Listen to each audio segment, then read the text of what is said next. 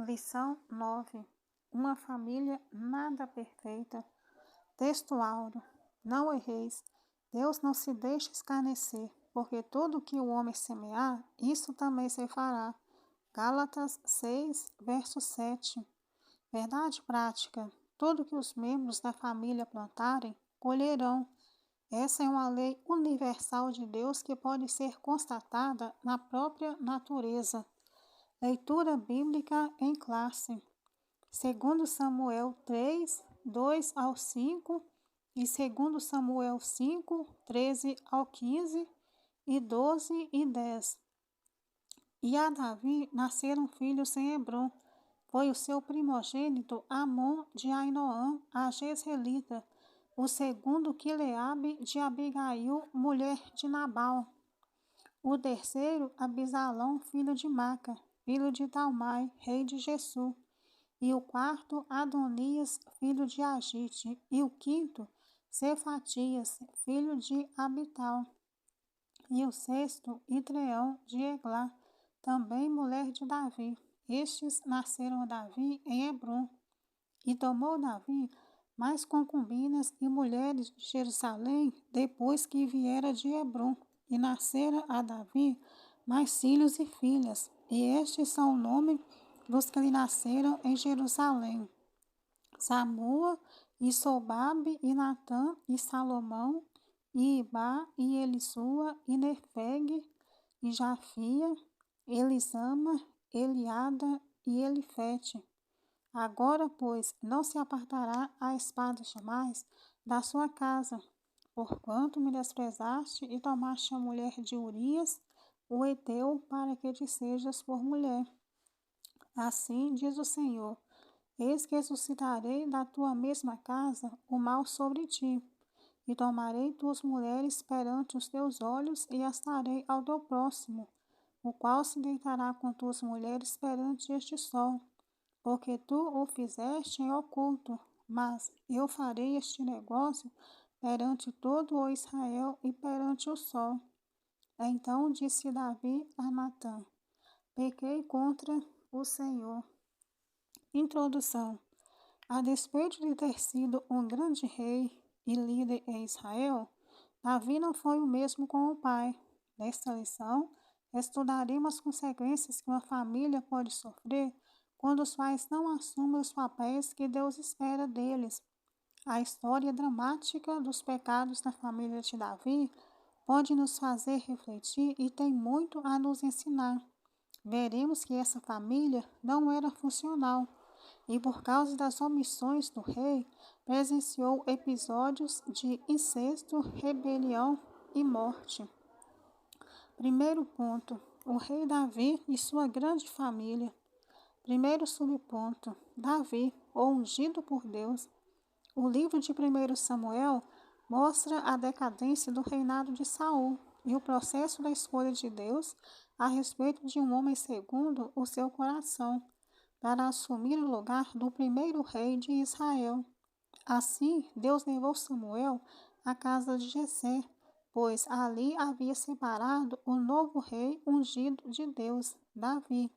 Nesse momento, a Bíblia diz que desde aquele dia em diante, o Espírito do Senhor se apoderou de Davi. Segundo subponto: o homem de Deus. O Espírito do Senhor operou poderosamente na vida de Davi.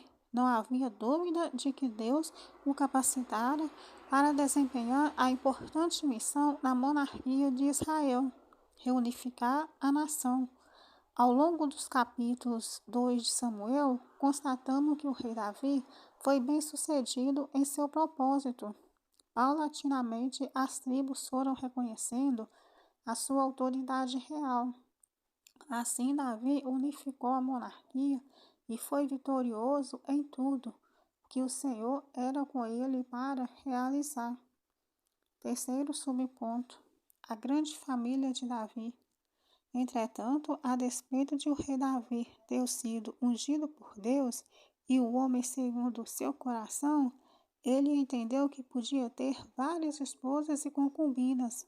Naturalmente, com todos esses casamentos, Davi teve mais de 20 filhos. Ao ter tanto filhos e filhas, acabou caindo na falha com eles.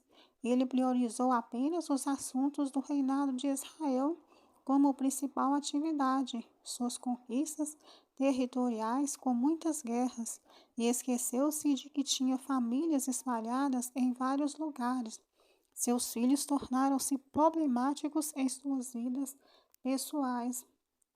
Segundo ponto, filhos e parentes na casa de Davi.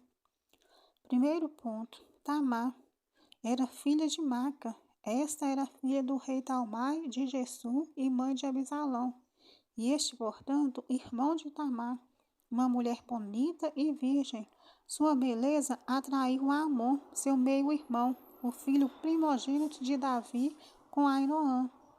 Segundo subponto, Abisalão era irmão de Tamar, filho de Maca, e terceiro filho do rei Davi. Nos capítulos 13 a 19 de 2 Samuel, sua história está registrada em detalhes. Seu nome tem a ver com paz, mas, ironicamente, sua história nada tem a ver com ela. Abisalão assassinou Amon, seu meio-irmão, conspirou e rebelou-se contra o seu próprio pai, o rei Davi. Terceiro subponto, Amon. Quando Davi ainda havia assumido o trono de Israel, mas já era escolhido de Deus para reinar, casou-se com Ainoã e gerou Amon. Feito homem entre outros irmãos nascidos, Amon demonstrou ser desajustado emocionalmente e dominado por paixões carnais. Foi por causa desse comportamento que ele se apaixonou doentiamente por sua meia-irmã Tamar. Amã ficou doente de angústia e de desejo incontinente por ela, e por isso não comia nem bebia, totalmente dominado por essa paixão, e ao mesmo tempo desconhecida por Tamar. Quarto subponto, Jonadab, um conselheiro do mal. Jonadab era primo de Amon e filho de Simeia, irmão de Davi. Segundo o que a Bíblia registra, era homem sagaz e de maus pensamentos em seu coração. O mal sempre atrai o mal, e por isso esse homem induzia Amon a satisfazer sua paixão com um plano de mentira que envolvia Davi e Tamar, a vítima dessa situação. Jonadab é o tipo de amigo que não se deve ter por perto quando se vive algum problema pessoal ou familiar. Ele é um exemplo concreto de conselheiro mau. Terceiro ponto, o problema moral na família de Davi. Primeiro subponto, as consequências de sua falta de domínio próprio. O capítulo 11 de 2 Samuel relata o adultério do rei Davi. O capítulo 12 registra o confronto do profeta Natã ao pecado do rei. Mesmo tendo reconhecido seu pecado de adultério, dissimulação e assassinato, o rei Davi não pôde evitar as consequências do seu pecado. Incisivo à fiel mensagem divina, o profeta Natã disse ao rei: Eis que suscitarei da tua mesma casa o mal sobre ti, e tomarei tuas mulheres perante os teus olhos, e as darei ao teu próximo, o qual se deitará com suas mulheres perante este sol.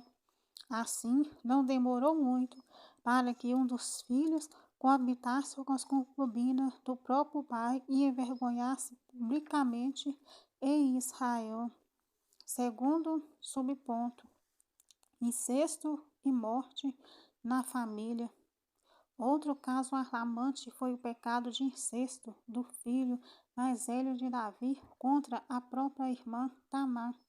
A consequência inevitável disso na família do rei foi o ódio alimentado por Absalão até matar seu meio-irmão Amon.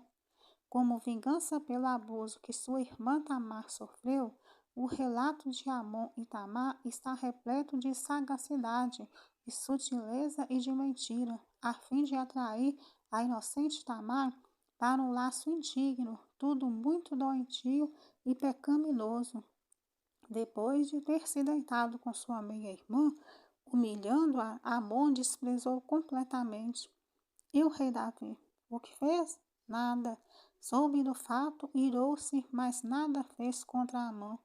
Em suma, uma das consequências trágicas desse comportamento do rei foi a tragédia anunciada da família Abisalão. Matou Amon e mais tarde ele acabou a sua própria morte precoce. Após desencadear uma rebelião contra o seu próprio pai a fim de tornar-lhe o trono, o rei chorou amargamente a morte de seu filho Absalão. Terceiro ponto: vigilância, proximidade e exemplo.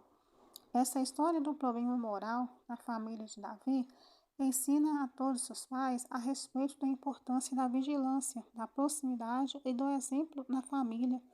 É muito importante desenvolvermos uma relação sóbria e equilibrada com os nossos cônjuges, filhos, parentes e pessoas próximas da nossa família.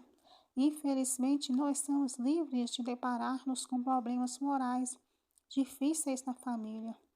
Por isso, é preciso que os pais façam a sua parte, acompanhando de perto o que acontece nos lares. Sobretudo, fazendo isso por meio do exemplo de quem busca viver para a glória de Deus dentro de casa. Conclusão: vimos que a família do rei Davi era disfuncional, o que trouxe problemas de longo prazo para toda a família. Por isso, é preciso cultivar os valores da palavra em nossos lares, e os pais exerçam seus papéis em casa, transmitindo esses valores e acompanhando de perto os seus filhos, que os cônjuges tenham um relacionamento que traga o equilíbrio e segurança aos filhos. A vida cristã é a família, é a maior prevenção contra os desajustes da atualidade. Esse foi mais um resumão EBD aqui no Esperança. Esperança contigo, proclamando juntos o reino de Deus.